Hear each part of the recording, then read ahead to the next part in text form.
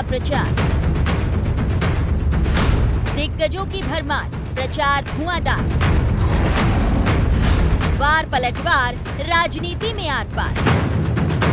जी हां, जनता के दरबार में अपने अपने प्रत्याशियों के पक्ष में प्रचार करने कांग्रेस बीजेपी के दिग्गज जुटे हैं। खंडवा हो या जोबट, रैगांव या पृथ्वीपुर, सभी जगह जनता के मन को जीतने की पूरी कोशिश जारी है। चुनाव जीतने के लिए हर जोर आजमाइश जारी है। फिर इसके लिए नेताओं का एक दूसरे पर निशाना है। क्या बात करें, इनके पास कोई मुद्दा तो है नहीं। हम मुद्दा हो तो बात करें। तो उनका काम है गाली देना, मामा झूठा है, मामा नारियल फोड़ता है। अरे नारियल कहते मामा नारियल धरे ही रहता है। अरे हम काम करते तो नारियल धरते, फोड़ेंगे हम तो नारियल। अरे फोड़ू कि नहीं फोड़ू नारियल? अब तुम्हारी किस्मत ही फूटी थी, तुमने फोड़ा ही नहीं, हम क्या करें? तो अपनों का दिल जीतने की कोशिश भी। भले ही 4 उपचुनाव के इस रण का सरकार पर असर न पड़े, लेकिन जनता के मन पर असर डालने की भरसक कोशिश दिख रही है। साथ ही एक दूसरे के सियासी बही खाते को खंगाल हिसाब किताब पर निशाना है। रैगांव पहुंचे मंत्री डॉक्टर नरोत्तम मिश्रा ने चुनावी सभा में कमलनाथ पर निशाना साधा, तो वहीं कमलनाथ प्रदेश सरकार से हिसाब मांगते नजर आए। हमसे 15 महीने का हिसाब मांग रहे हो। अरे अपने विधायकों का ही हिसाब किताब ठीक रख लो तुम। 27 महीने में 27 एमएलए कांग्रेस छोड़ के जा चुके, उनका हिसाब किताब संभालो। कमलनाथ जी 23 के चुनाव में कांग्रेस का भूगोल भी बिगड़ जाएगा, आप तय मान के चलो। ये रहने वाली नहीं है कांग्रेस, ये डूबता जहाज है। शिवराज सिंह कहते हैं कमलनाथ हिसाब दें, मैं हिसाब देता हूं। शिवराज जी आप 17 साल का हिसाब दे दीजिए, मेरा हिसाब तो ये लोग सामने बैठे हैं, ये मेरा हिसाब है। कुल मिलाकर देखा जाए तो उपचुनाव के इस रण में 2023 के चुनाव की पटकथा लिखी जा रही है, जिसमें बीजेपी कांग्रेस के भूगोल को बिगाड़ने की बात कर रही है। कांग्रेस का भूगोल भी बिगड़ जाएगा, तो वहीं कांग्रेस भाजपा को इतिहास याद दिला रही है। लेकिन देखना होगा कि जनता वर्तमान में किसका साथ देगी। Bureau report, IND 24।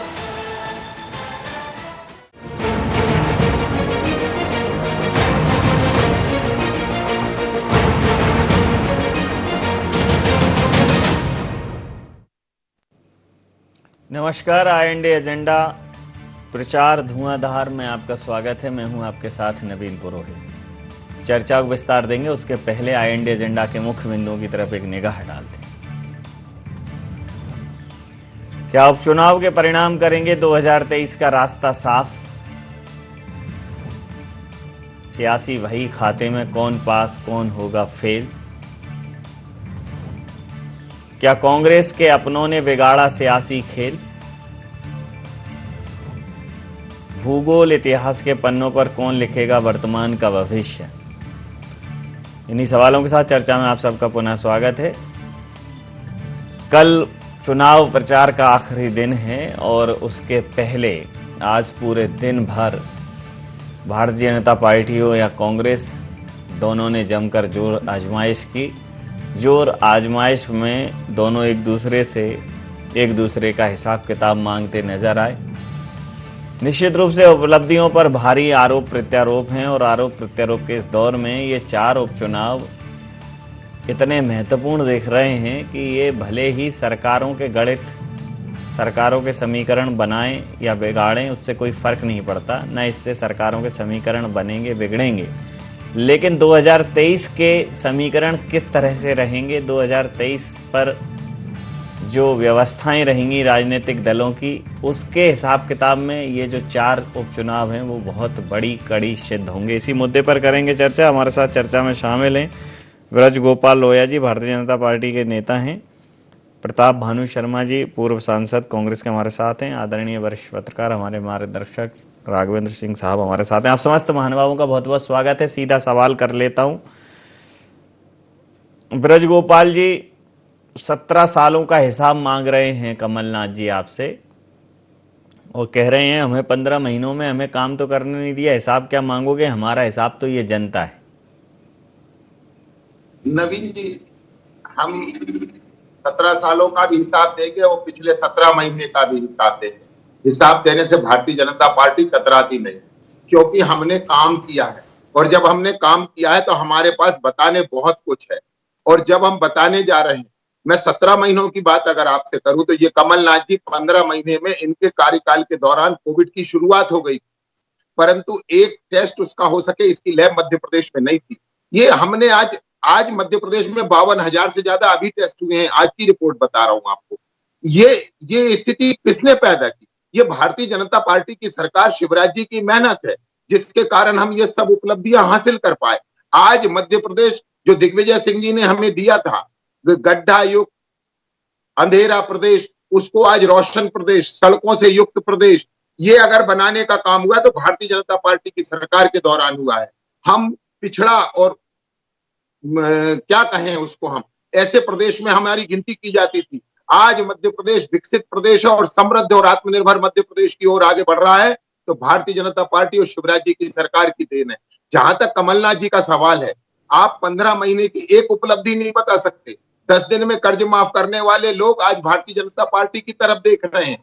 जो लोग बेरोजगारों को भत्ता देंगे ये कहकर सरकार में आए थे, दिया एक को नहीं, ये केवल झूठ बोलने वाले लोग हैं। और हम 15 महीने का हिसाब भी मांगेंगे और 17 साल का हिसाब भी देंगे और 17 महीने का भी हिसाब देंगे। और ये केवल उपचुनाव के समय ये जाकर इस तरह की बातें करते हैं। अगर इनके पास उपलब्धियां हैं तो इन्होंने कभी पिछले 18 महीने में एक भी उपलब्धि नहीं बताई। एक उपलब्धि बता देते कि हमने कोविड के लिए ये किया था, हमने शिक्षा के लिए ये किया था, हमने स्वास्थ्य के लिए ये किया, हमने बेरोजगारों के लिए ये किया। किसी के लिए कुछ नहीं किया। केवल इनका काम गाल बजाना, मुंह चलाना। और जैसा कि आज आदरणीय नरोत्तम मिश्रा जी कह रहे थे कि इनकी कुल उपलब्धि इतनी है कि 27 महीनों में इन्होंने 27 विधायक खो दिए हैं और इनका भूत भविष्य के साथ भूगोल भी खराब होने वाला।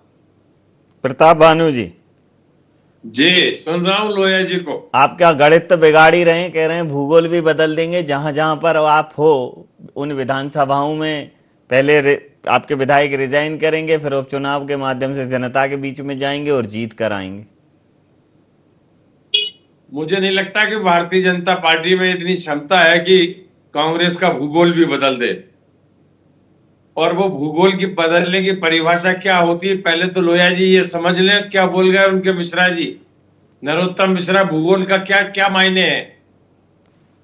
भूगोल तो जब बदलाता है जब उसकी पूरी का पूरा सीमांकन बदल जाए, उसका परिसीमन बदल जाए, पूरा प्रदेश बड़े से छोटा हो जाए, छोटे से बड़ा हो जाए। एक बात साफ है कि ये आने वाले उपचुनाव मध्य प्रदेश की सरकार और मध्य प्रदेश की जनता के बीच में होंगे नवीन जी।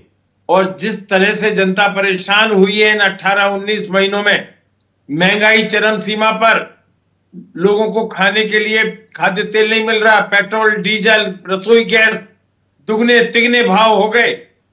ये चुनाव प्रचार में पूरी सरकार लगी है, मुख्यमंत्री शिवराज सिंह लगे हुए हैं। किसान बेचारे खाद के लिए परेशान है, बीज के लिए परेशान है, खाद बीज डीजल पेट्रोल रसोई गैस। क्या सरकार की जवाबदारी जनता के प्रति नहीं है? और जब मीटिंगें कर रहे हो आप, कोरोना प्रोटोकॉल का पालन नहीं कर रहे हो और आप हमसे हिसाब मांग रहे हो 15 महीने का। अरे सबसे बड़ा हिसाब तो यह है कि जनता ने आपको 170 सीटों से घटाकर 105 सीटों पर कर दिया। इससे बड़ा क्या प्रमाण, इससे बड़ा हिसाब क्या चाहिए आपके लिए? और जो सरकार आपने बनाई है, सौदेबाजी से बनाई है, भ्रष्ट आचरण से बनाई है, और आप हिसाब मांग रहे हो। 5 साल काम करने देते, आपके मन में बेईमानी थी, तब आपको हिसाब मांगने का हक था कांग्रेस की सरकार से या कमलनाथ जी से। कमलनाथ जी बिल्कुल ठीक कह रहे हैं। सुलझे हुए नेता हैं, परिपक्व नेता हैं, झूठी घोषणाएं नहीं करते, घोषणा वीर नहीं है, और शिवराज सिंह जैसा गैर जिम्मेदार व्यक्ति नहीं है। ऐसे हैं कमलनाथ जी, उनसे क्या तुलना करोगे आप? ये तो ढपोल शंकी घोषणाएं करने के अलावा कोई काम नहीं है। दोषारोपण कांग्रेस के ऊपर, नाच न जाने आंगन टेढ़ा। लोया जी कुछ तो कृपा करो, कुछ तो सच बोलो। जी मैं प्रतिक्रिया ले लेता हूं। ब्रजगोपाल जी तो बोले नहीं बोले, लेकिन राघवेंद्र सिंह साहब हैं, आप दोनों लोगों को सुन रहे हैं तो बोलेंगे, और वही बोलेंगे जो जनता वही बोलेंगे जो जनता की आवाज होगी। मैं सर समझना चाहता हूं, भारतीय जनता पार्टी लगातार इतने कठिन दौर में जिन मुद्दों पर सरकारें बदल जाया करती थीं, चाहे डीजल पेट्रोल की बात हो या अन्य मुद्दे हों, इतने मुद्दे हैं लेकिन कांग्रेस पर मुद्दा ही नहीं है, और है भी तो उठा नहीं पा रहे हैं ढंग से।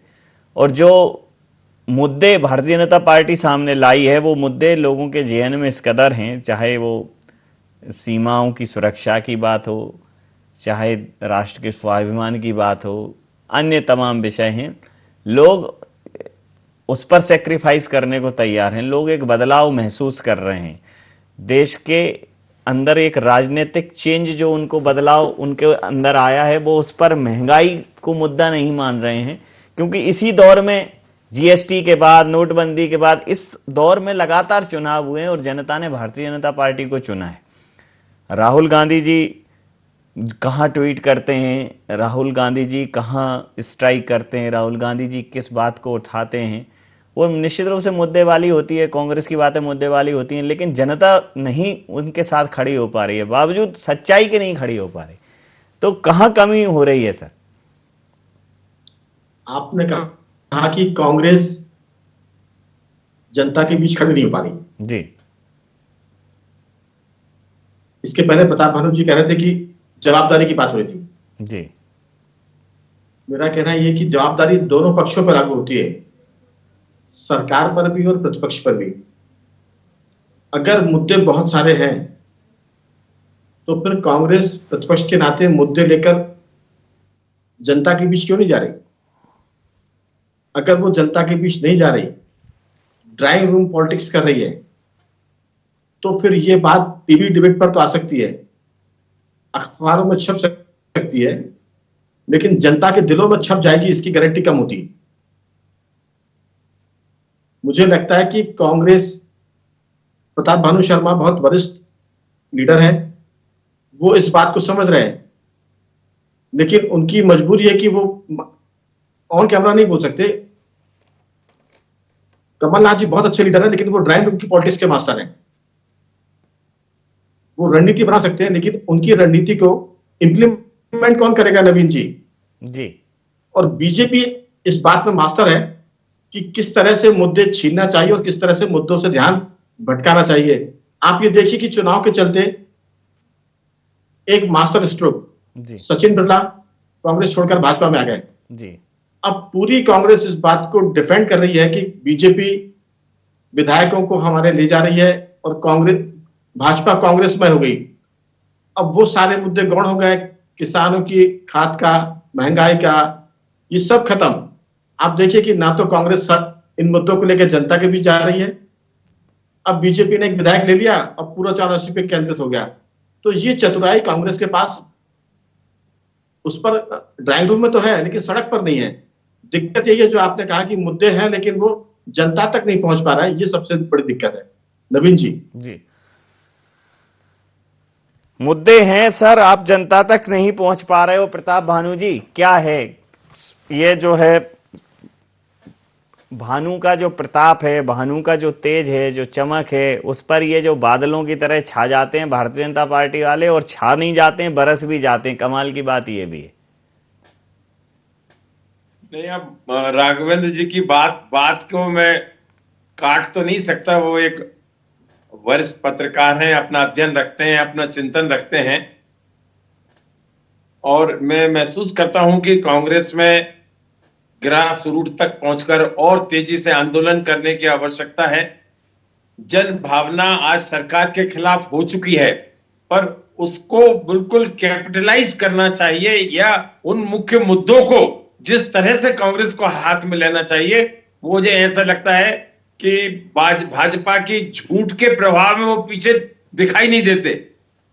पर नवीन जी, ये मानिए कि सूर्य के प्रताप को बादल ज्यादा देर तक ढक नहीं सकते, छट जाते हैं, और उस सूर्य का प्रताप जब तेज होगा तो इनके झूठ को जलाकर भस्म भी कर देगा। ये बात भी मान के चलिए, क्योंकि आजकल सोलर एनर्जी का जमाना है, सूर्य से ऊर्जा निकलती है, ऊर्जा पैदा होती है और जनहित के काम होते हैं। जी जी। लोहिया जी से मैं विनम्र निवेदन करता हूं, नहीं, लोहिया जी से भी मैं विनम्र निवेदन करता हूं कि आप झूठ का ढिढोरा मत पीटिए।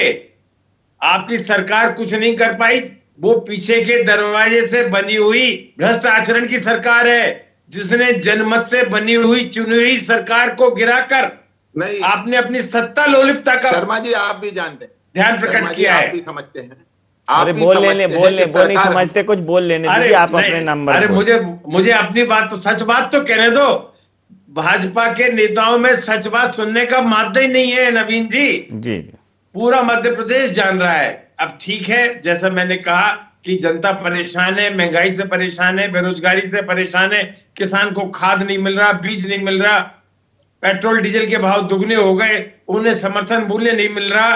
अब इसका जवाब तो इन्हें मिलेगा, और आने वाले उपचुनाव में कांग्रेस जो कह रहे हैं इतिहास बदल देंगे, भूगोल बदल देंगे, कहीं जनता मध्य प्रदेश की भाजपा की सरकार कोई ना बदल दे। आने वाले समय में आप देखिए, सावधान रहिए। जी जी, ये तो अच्छी बात है आपके लिए अगर जनता ऐसा कर देगी। सावधान, फिर भी सावधानी आपको बरतने की सलाह दे रहे हैं। इतनी नेक नियति राजनीति में, इनकी सलाह मानने तैयार हैं। नहीं, ये मैं लोहिया जी से कह रहा हूं कि आपकी सरकार ना चली जाए, इसके लिए सावधान रहिए, और सावधानी विपक्ष बरतने की सलाह दे रहा है। तो इतनी नेक नियति राजनीति में आजकल कहां बची है, तो सावधान रहिए लोहिया जी, क्योंकि मुद्दे एक आध नहीं है, मुद्दे बहुत हैं। मतलब अगर मैं ही कहूं, मुझे एक वो नारा याद आता है, बहुत हुई महंगाई की मार, आगे अब की बार किससे टकरा। आप नहीं चाहिए मोदी सरकार, नहीं वो ठीक है, आप मैंने पूरा कर दिया। नहीं वो आपने पूरा तो कर दिया, जनता इसको बोले तो समझ में आता है। तो लोहिया जी, मुद्दे हैं, मुद्दा ही नहीं है, लेकिन आप क्या है कि जैसा राघवेंद्र सर ने कहा था कि आप चूंकि मास्टर हैं, आप उनके डायरेक्शन चेंज करने में, मुद्दों से ध्यान भटकाने में, नए मुद्दे गढ़ने में और झूठ बोलने में। जी बोलिए लोहिया जी। जी नवीन जी, देखिए मैं आपको बताऊं, कांग्रेस 50-60 सालों से जो झूठ बोल रही थी, हमने तो उसको उजागर करने का काम शुरू किया है। ये बहुत झूठ बोल चुके, और ये सूचना क्रांति का युग है, आज मीडिया का युग है, सोशल मीडिया का युग है। तो कांग्रेस ने जो झूठ बोले थे, आज हम वो केवल उजागर कर रहे हैं। दूसरी बात, हम हमेशा राजनीति में सतर्क रहते हैं, हम हमेशा, क्योंकि हम तो चौकीदार हैं, तो हमें तो सतर्क रहना ही है। और हमारी सतर्कता ही है कि जब आदरणीय शर्मा जी संसद में सदस्य थे, तब 414 सदस्य कांग्रेस के बैठते थे और 2 हमारे बैठते थे। परंतु हमारी सतर्कता और कांग्रेस की विफलता ये है कि इन्होंने अपना सब कुछ खो दिया, जनाधार भी खो दिया और संख्या भी खो दी। दूसरी बात मैं आपसे कह रहा था, बार बार खाद की बात हो रही है, खाद की उपलब्धता में कहीं कमी नहीं है, केवल कांग्रेस ये भ्रम फैलाना चाहती है कि किसी तरह अफरा तफरी का वातावरण बना रहे, ये नैरेटिव सेट करने की कोशिश हो रही है। मध्य प्रदेश में कहीं कोई कमी नहीं है खाद की। तीसरी बात, कांग्रेस की सरकारों के दौरान कभी समर्थन मूल्य पर खरीदी नहीं हुई। आज हम तीनों, रबी, खरीफ और मूंग, तीनों की खरीदी कर रहे हैं मध्य प्रदेश में। आपके कार्यकाल में तो आदरणीय शर्मा जी लाइट ही नहीं थी, एक पलेवा नहीं कर पाता था किसान। हमारे काल में अप्रैल में बोकर और जून में मूंग बेचता है किसान। ये मध्य प्रदेश के 2 करोड़ टन से 6 करोड़ टन तक कृषि उत्पादन बढ़ने का काम जो हुआ है, वो भारतीय जनता पार्टी की सरकार में हुआ है। आपने 500 रुपए के कर्मी बनाए थे, हमने उन्हें अध्यापक बनाया है। तो हमारी उपलब्धियां इतनी हैं कि हम उन्हें अगर बताएंगे तो लगभग आप ये मानिए कि मैं 2 घंटे लगातार बोल सकता हूं। परंतु हमारी चुनौती ये है भी आपकी 15 महीने है कि आप 2 घंटे लगातार बोल सकते हैं। इसको भी मैं आपकी 15 महीने की उपलब्धियों में, आप लोगों की उपलब्धियों में मैं एक चीज ये भी शामिल करता हूं कि आप उपलब्धियों पे तो 2 घंटे बोल सकते हैं, बिना उपलब्धियों पे भी 2 घंटे बोल सकते हैं। मैं आपसे ये कह रहा हूं आदरणीय शर्मा जी, 15 महीने के 15 काम तो गिनाए कि हमने 15 महीने में कमलनाथ जी की सरकार ने ये किया था, सिवाय वल्लभ भवन को भ्रष्टाचार का अड्डा बनाने के और क्या किया था, वो भी बताना पड़ेगा, जनता जानना चाहे। अभी तो वल्लभ भवन के गेट पे हरिश्चंद्र ही खड़े हैं साक्षात। नहीं देखिए, सब दिखाई दे रहा है कि क्या क्या हुआ है। अरे वल्लभ भवन खुलवा दो भाई पत्रकारों के लिए। कोविड से सब ठीक हो गए हैं, अब वल्लभ भवन खुलवा दो। उस चक्कर में वल्लभ भवन के चक्कर आप सिर्फ वही लगा रहे हैं जिनके आप नाम ले रहे हो, मूल लोग तो जा ही नहीं पा रहे, क्योंकि पास बना, आम जनता जा नहीं पा रही है। पत्रकार जा नहीं पा रहे हैं, अधिमान स्थिति देख लीजिए आप, आम जनता जा नहीं पा रही, पत्रकार जा नहीं पा रहे। हाँ, वो जरूर चले जा रहे हैं, क्योंकि वो तो ऐसे लाल होते हैं कि उनके पास मध्य प्रदेश खुल गया है। बेसिकली दलालों की एक परिभाषा है, अगर दलालों को हिंदी और अंग्रेजी में देखा जाए तो डी से बनेगा और लाल, तो डायरेक्ट लाल हैं वो, मतलब सीधे तार जुड़े तो गेट नंबर 3 से आना है, 1 से आना है, आदमी खड़ा हो जाता है। हम लोगों की तो पर्ची बंद है। बहरहाल हमें जाना भी कुछ खास नहीं है, लेकिन ये बात अद्भुत है कि आप बताओगे तो 2 घंटे तो बोलोगे, इसमें तो कोई दो राय नहीं है। यही बोलना तो आपका लोगों का मतलब यही तो चमत्कार है कि ये आप जाने कैसा बोलते हो कि लोगों को समझ में आता है। कांग्रेस बोलती है तो समझ में नहीं आता। नवीन जी काम किया है तो बोलेंगे समझ में, नहीं, झूठ की पोल खुल गई है। ठीक, मैं समझ लेता हूं, जरा राघवन सिंह साहब से समझ लेता हूं। सर, ये जो धारा प्रवाह बोल रही है भारतीय जनता पार्टी, और ऐसा बोल रही है कि जनता एकदम ही हतप्रभ है, विस्मय में है, सम्मोहन में है। जनता नोटबंदी से परेशानी हुई, लेकिन चुनाव में नोटबंदी विफल हुई। जीएसटी से परेशानी हुई, चुनाव में जीएसटी पर मोहर लग गई। अभी ये जो कांग्रेस कहती है जिसको खरीद फरोख्त, मैं कहता हूं जो दल बदल हुआ, पाला बदल हुआ, उसमें भी जनता के अदालत में मोहर लग गई। अब तो जब देखो तब भारतीय जनता पार्टी जनता से सर्टिफाई करा लाती है अपने जो भी काम होते हैं, और जब जनता की अदालत से सर्टिफाई है, वेरीफाई है, तो फिर वो सब सर्वमान्य, सर्व स्वीकार है। कांग्रेस खूब कह रही है कि ये चीजें ठीक नहीं है, लेकिन जनता उसके उनके साथ इत्तेफाक नहीं रख रही। ये बड़ा अजीब सा संयोग है, क्या है आखिरकार? नवीन जी, इसका सिर्फ एक ही मुद्दा है कि कांग्रेस का जो कैप्टन है जी, वो नॉन प्लेइंग है। वो प्लेइंग कैप्टन नहीं है, मैदान में कप्तानी नहीं हो रही है। मैं एक छोटा सा एग्जांपल दूंगा। विधानसभा के जो आम चुनाव हुए थे, उसमें अगर आप दिग्विजय सिंह जी की नर्मदा यात्रा को माइनस कर दें जी, तो बीजेपी फिर सरकार में थी। बिल्कुल ठीक कहा आपने। दिग्विजय सिंह की नर्मदा यात्रा और चुनाव के दौरान पंगत में संगत, ये 2 फार्मूले कांग्रेस को 114 पर ले गए। बिल्कुल सही कहा।